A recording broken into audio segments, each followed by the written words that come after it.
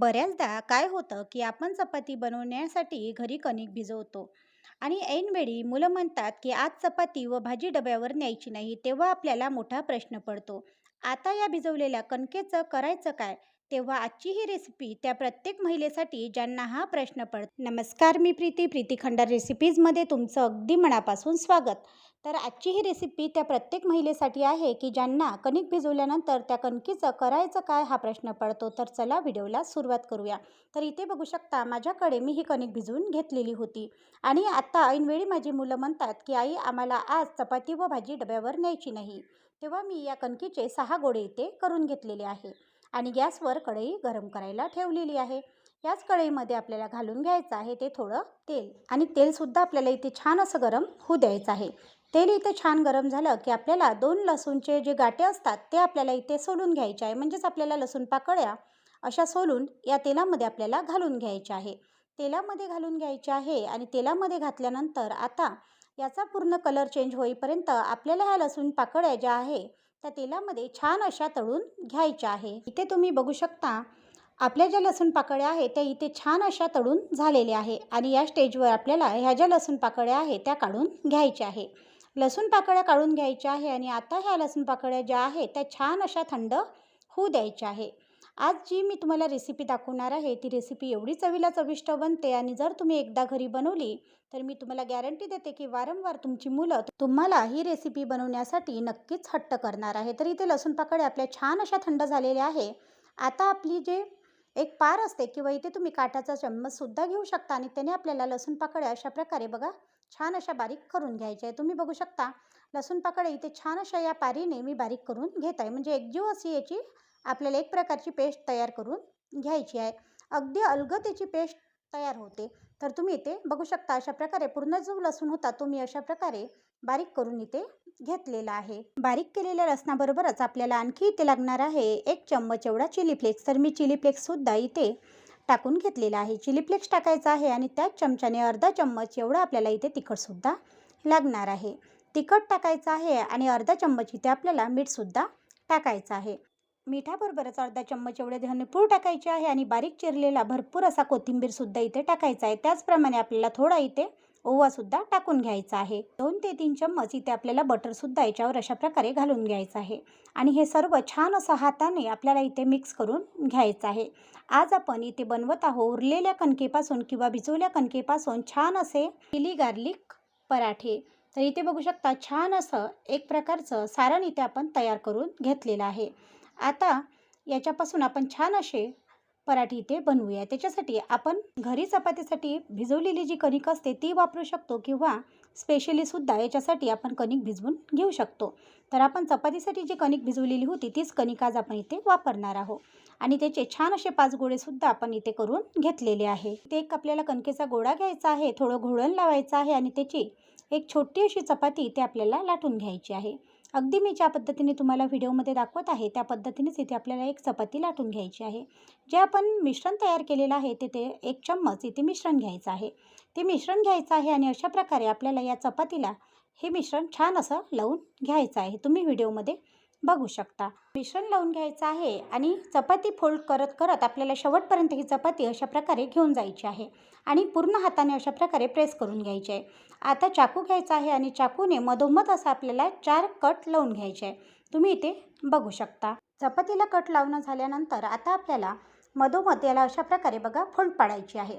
अशी पलटवून घ्यायची आणि अशा प्रकारे फोल्ड पाडत पाडत त्याला गोलाकारमध्ये आपल्याला तिला प्रेस करायचं आहे आणि आता थोडं तेल लावत लावत आपल्याला ही चपाती जी आहे याची छान अशी एक प्रकारची चपाती किंवा एक पराठा इथे आपल्याला लाटून घ्यायचा आहे.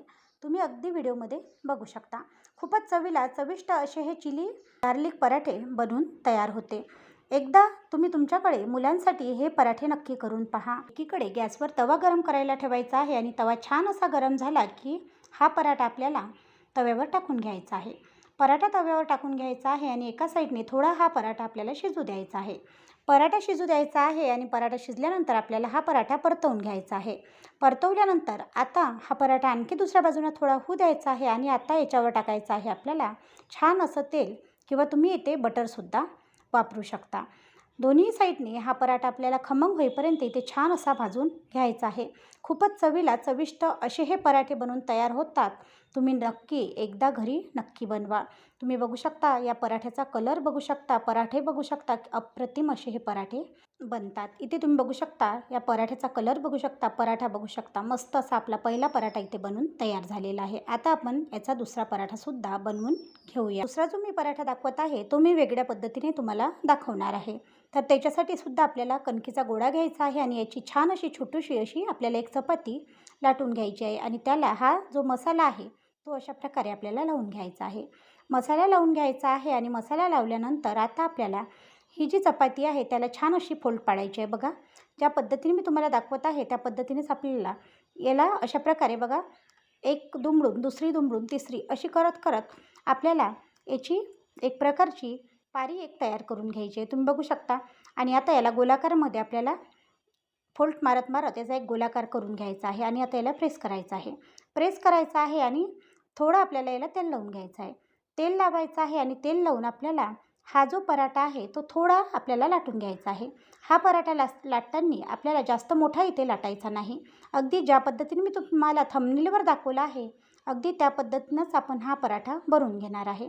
छान अशा ज्या याच्या कडा आतमध्ये दबलेल्या आहे त्या आपल्याला चाकूने मोकळ्या करून घ्यायच्या आहे. तुम्ही बघू शकता. म्हणजे इथे हा जो पराठा आपण तयार करणार आहे तो छान असा लच्छेदार पराठा इथे तयार होणार आहे. पहिलाही आपला जो पराठा झाला तो सुद्धा लच्छेदार पराठा आपण तयार केलेला होता. पण हा पराठा आपण जास्त मोठा नाही, अगदी छोटाच करणार आहे, पण त्याला छान असे लच्छे पडले पाहिजे म्हणून आपण त्याचे लच्छे मोकळे करून घेतलेले आहे. आता याला थोडं तेल लावायचं. तेल लावायचं आणि अगदी छोटंसा असा हा पराठा आपल्याला लाटून घ्यायचा आहे.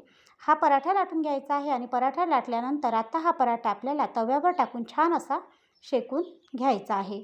पराठा तव्यावर टाकायचा आहे आणि तव्यावर टाकल्यानंतर एका साईडने थोडा हा पराठा आपल्याला शिजू द्यायचा आहे आणि दुसऱ्या साईडने परतवून दुसऱ्या साईडने सुद्धा हा पराठा आपल्याला थोडा असा शिजू द्यायचा आहे. आणि आता थोडं थोडं तेल टाका किंवा बटर टाका. मस्त असा हा जो पराठा आहे तो आपल्याला इथे शेकून घ्यायचा आहे. बऱ्याचदा काय होतं की आपण चपातीसाठी घरी कणिक मळतो आणि कणिक तिथे जास्त होते, तेव्हा आपल्याला प्रश्न पडतो की आता ह्या कणकीचं करायचं काय.